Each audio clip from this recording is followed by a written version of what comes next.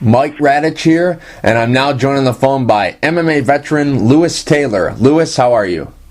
I'm good. Thanks for having me on. Sure, no problem. Louis, you got a fight coming up this Saturday at XFO 45. How's training been going for the fight?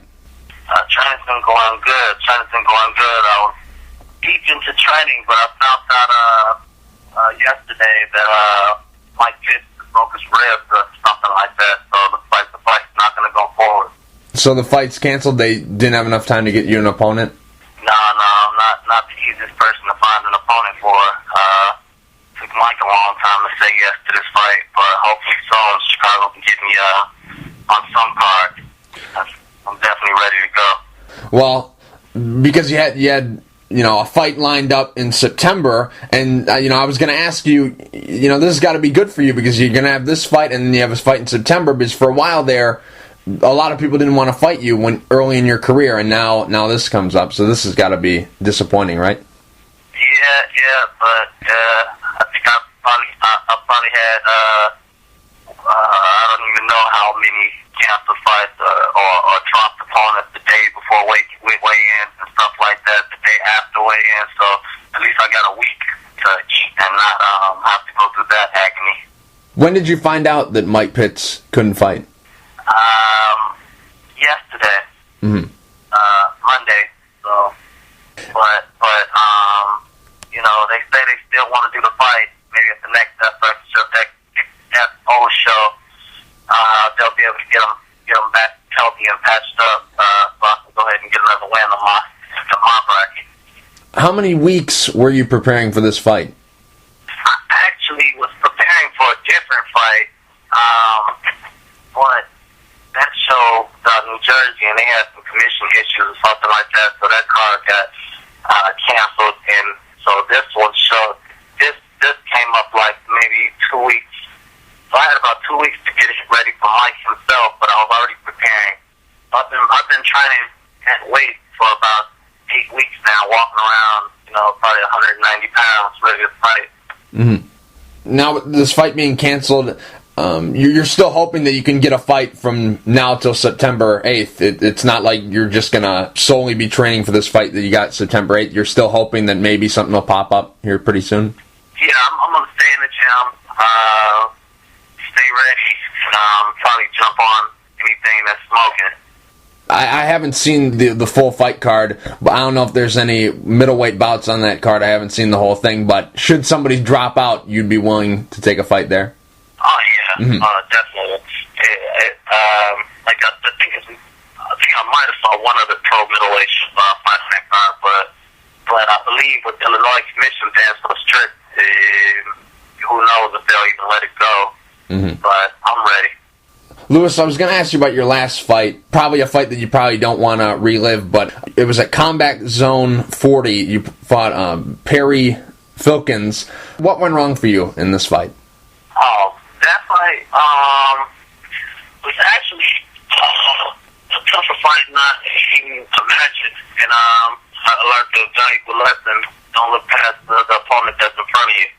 And with this fight being canceled, does that fight stick with you a little bit more because now you don't have anything to replace it with? When you have a loss and then a layoff like this, does the loss stick with you a little bit more? No, I mean, losses always suck, but I'm not the type of person to dwell on the past because you can't change it.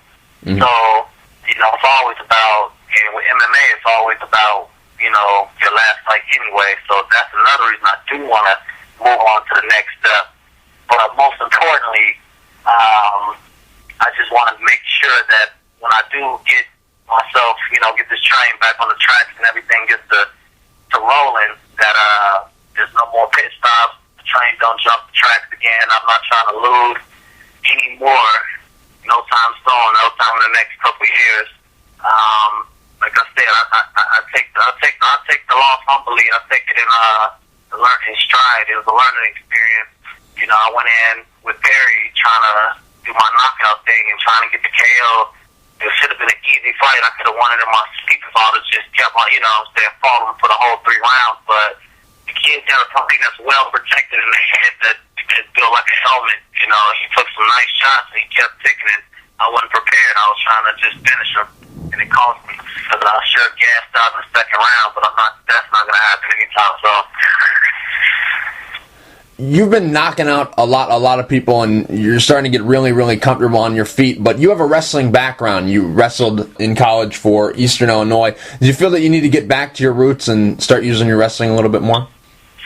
That's what everybody wants me to do. Most times I lose because I do go away from the wrestling thing. But, I wrestled, probably 6-7 years. And I'm here to be a mixed martial artist. I'm here to fight, what I'm saying? I'm not necessarily here to wrestle. Wrestling's something I can do if I feel like, I have to, but I don't wanna crutch myself to it. So if I can't make it to the UFC or whatever I'm trying to get in life by finishing opponents the way I want to finish them, and it's probably not meant for me to be in the UFC. I don't want to make it to the UFC by, wrestle raping everybody, and then get there and come up upon people who I can't wrestle rape, So, I want to tweak all the holes in my game now, Louis, you tried out for season 13 of The Ultimate Fighter. What was that experience like? That experience was good. It was a warm, friendly environment, It was definitely a lot of things that they don't show. It was a lot of, during the time when the fighters would just, chill and hang out, a lot of rap battles. It was, literally, 8 miles in the training rooms. I'm talking about you got all types of people just straight rapping and stuff. So it kind of eased the tension, and everybody was kind of having fun with it. Were you surprised that you didn't make the final cut to be on the show? Because I thought it would have been a good storyline, because you have all these great Eastern Illinois wrestlers like Matt Hughes, Mike Russo, Brian Eversole, all those guys in the UFC. I think it would have been, maybe a good storyline to have you on the show, continuing that tradition. No, they asked me when I tried out for that show. I think I was weighing it around. I came in, I was probably 210, 215, if I'm not mistaken, and they said 170, 185, but they really just meant 170. And 170 is like I told them, they asked me, can I make it? And I paused probably a little too long for their comfort. And I was like, if you really need me to make it, I'll make it. But, I'm more comfortable at 185. And I guess that, that's wasn't something they wanted to wait around to see if I can do. Louis, I want to ask you, what happened with Bellator? Because you fought there one time and you won by knockout due to a head kick. What happened with them? Why haven't we seen you back with Bellator? I wanted to get back in with Bellator. The Strike Force thing had put me on a pinch. Strike Force was real open, and then when I got the knockout, they wouldn't let me fight on Bellator. So I'm trying to see if I can get on a tournament, but after, the knockout and the Bellator tournament had completely finished, and I had still ended up sitting around for 4 or 5 months waiting on Strike Force.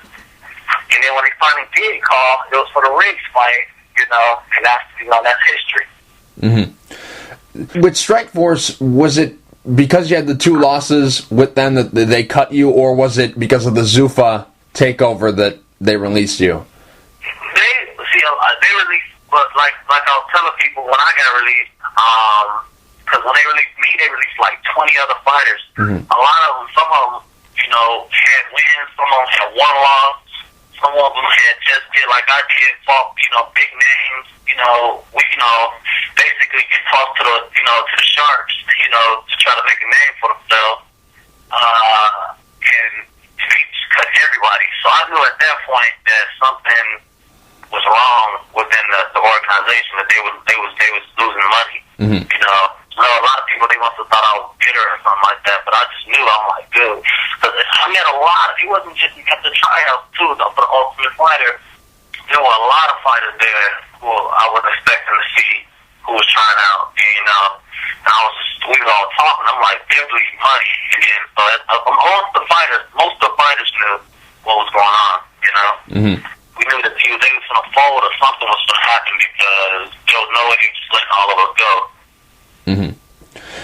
Now, Louis, you were supposed to have a fight last summer against Whisper Goodman, but you had to withdraw because of a leg injury. Do you still want that fight? Yeah. I mean, Whisper's cool people. I'm definitely, I love to fight anybody who's ready to fight. Because, you know what I'm saying? But I'm not interested in that organization out there, you know what I'm saying? If you're trying to, like, slave trade you out there, that Wisconsin combat sport, whatever that was.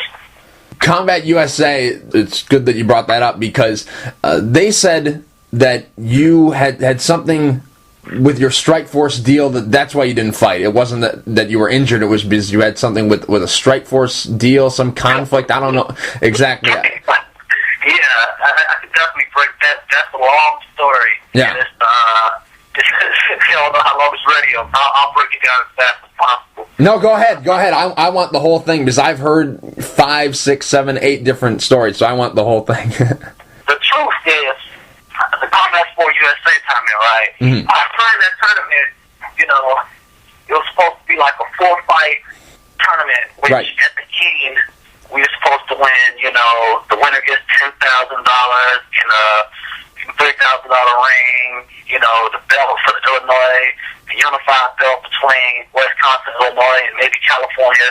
So it was a big hoopla. So I signed up on it thinking, you know, it's the next thing coming, and it's close to home, so it was good for me. And plus, I can get 4 fights, you know, so I was really excited. What ended up happening is I ended up sitting on the sideline for a year. You feel me? I ended up not having not one fight in Illinois. I had to take my whole fan base all the way to Wisconsin just to fight it. I only got one fight, and that was for the Illinois title, which they gave me a last-minute replacement, which was Luck. And he was a good fighter. No, not to him. He was strong, good, and everything. But they took that and kind of used it against me. You know what I mean? Right. Like, they try to blame it me, like, well, we wanted you for 4 fights. You only got 1 fight. I'm like, I'm not the promoter. I'm not the person who put this stuff together. I'm here. I was ready. Y'all didn't get me no fight, you know? So, as far as a man who has to pay bills, so, this is, you know, I'm a family man. I got kids. I'm trying to pay my bills. Right. You know?